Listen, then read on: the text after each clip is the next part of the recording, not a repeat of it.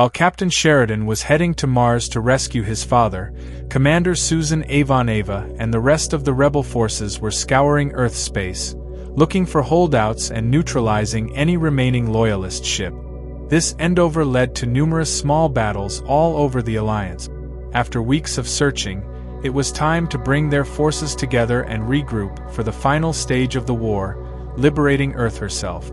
The location of the rendezvous was Sector 300, about 2 light-years from the Sol system. Most Earth ships still able to fight made their way to Tau Ceti 4 for quick repairs and resupply. Some remained with the main force, including the leading group of White Stars. It would be known that not all ships that joined Sheridan were very loyal to his cause. Some joined, hoping to escape any real punishment for any crimes the crew may have been involved in. By leaking information to Clark, they also hoped to play both sides, no matter who wins. One of the key pieces of information they sent was the time and location of the fleet regrouping point. For Clark, this was his real last chance to end the rebellion. Clark would commit his last ace to achieve this goal, a task force of elite ships he had held back for such a situation. He knew when and where to send the vessels with one specific order: destroy as many Earth Force ships as possible. While Clark was planning for his ambush, Commander Ivanova had just finished defeating a large Earth task force, was supervising the collection of escape pods, and was planning the next step when she learned from one of the new prisoners that President Clark knew the location of the rendezvous point and was preparing an ambush. The prisoner only knew that the ships being sent were a new type of advanced vessel. After conferring with other Earth Force captains, Commander Ivanova ordered all available White Stars to Sector 300 ahead of the slower Earth ships, which had chosen to regroup at their current location before heading to Sector 300 to join Ivanova's White Stars. The hope was that she could counter the ambush and clear the area for the other rebel ships before they arrive. Upon arriving at the coordinates, Commander Ivanova ordered the White Stars to jump into real space and began to scan the area. As she did, several jump points opened around the fleet.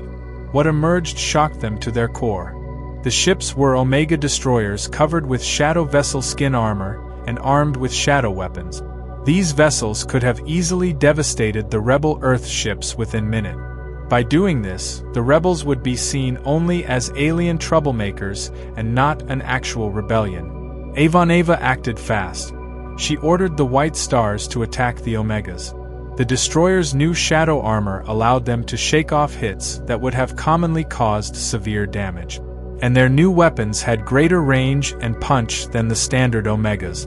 The enemy fleet comprised the 10 ships that launched their fighters and tried to surround the White Stars. Commander Ivanova ordered the White Stars to form up and used her ship's speed and maneuverability to outpace the Omegas. Then, she had them break into small groups and make hit-and-run sting attacks to wear down the enemy ship's armor. The tactic worked, and soon, most of the Omegas were destroyed.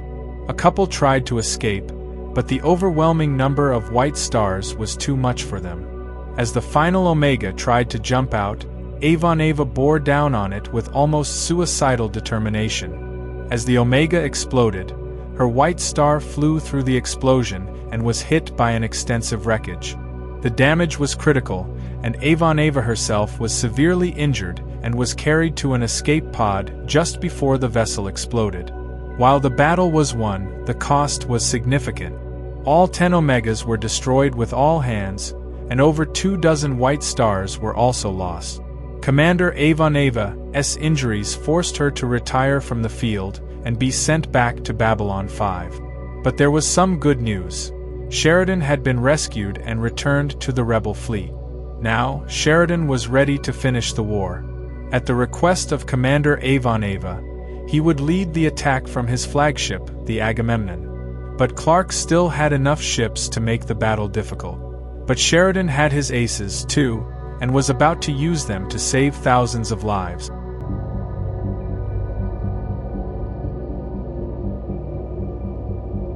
After Sheridan's rescue, he quickly reunited with his commanders and returned to the rebel forces. At the request of Commander Susan Ivanova, He took command of the Agamemnon as his flagship.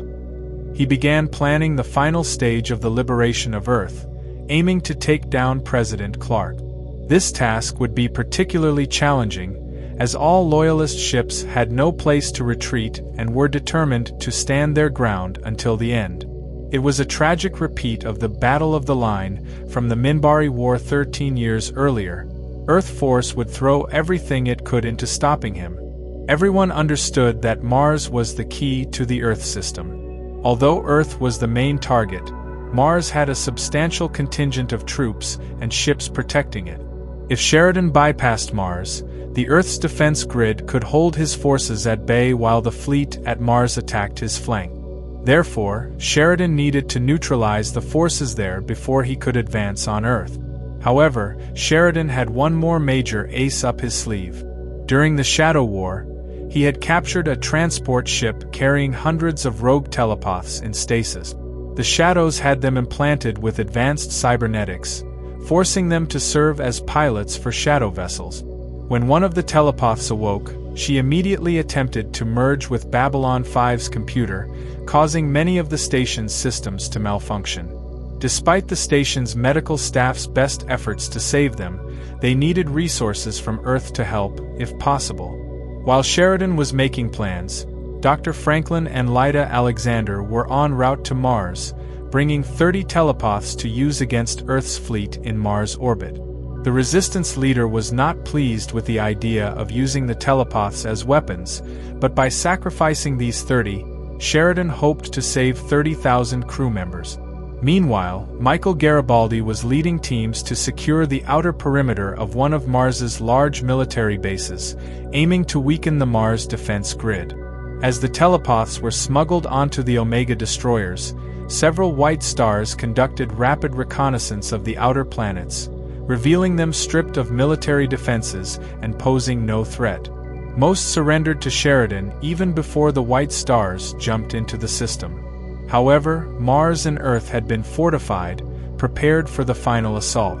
Mars had 36 Omega destroyers in high orbit, waiting for Sheridan to make his next move. These ships were among the most loyal to Clark. The rest had either surrendered or been cut off from Earth and trapped. General Robert Lefcourt, another veteran of the Minbari War, commanded the fleet and knew the upcoming battle would be an all-or-nothing fight. He did his best to bolster the fleet's morale. Unbeknownst to General Lefcourt, Sheridan's plan was already in motion. Once Garibaldi secured the perimeter outposts, Lyda Alexander contacted the telepaths aboard the Omegas and awakened them. At the same time, a white star made a dangerous atmospheric jump over the Mars base and attacked. Lefcourt recognized this as a diversion, instructing the fleet to maintain formation. Then, Sheridan made his jump. As he entered, the telepaths merged with the Omega's computers, causing chaos. Systems failed, communications were lost, and the ship's engines lost power. Suddenly, 30 of the 36 Omegas were disabled without a single shot fired. The white stars quickly went to work, neutralizing the remaining Omegas. With this task complete, the fleet jumped to hyperspace to end the war once and for all. Most League ships stayed behind to monitor the Earth vessels in case they encountered trouble. At 1:45 a.m. Earth Standard Time, Captain John Sheridan and the fleet arrived in Earth orbit. Every rebel Earth ship positioned itself around Earth, while the other races held back. Sheridan then addressed the people of Earth, stating that they had come to place President Clark under arrest and return the government to the people. As he spoke, resistance fighters, political leaders in hiding, and even average citizens across the globe began to rise and fight back. Meanwhile, utterly defeated and consumed by rage, Clark activated the orbital defense network against Earth. Determined to bring destruction with him if he were going down, President Morgan Clark, dictator, murderer, terrorist, and war criminal, took his own life just as the doors to his office were forced open. When word of his death reached Sheridan, he ordered all ships, regardless of origin, to destroy the satellites. Hundreds of ships and fighters united to take down the satellite. Several ships were lost, including some of those from the Mars fleet that could address the telepath issue. With the defense grid destroyed, the war was over. All remaining Loyalist ships stood down. However, Earth now faced a crossroads. They had to grapple with the aftermath of the war and the war crimes that had been committed. Sheridan himself would need to face an inquiry for his actions. The long process of rebuilding had begun.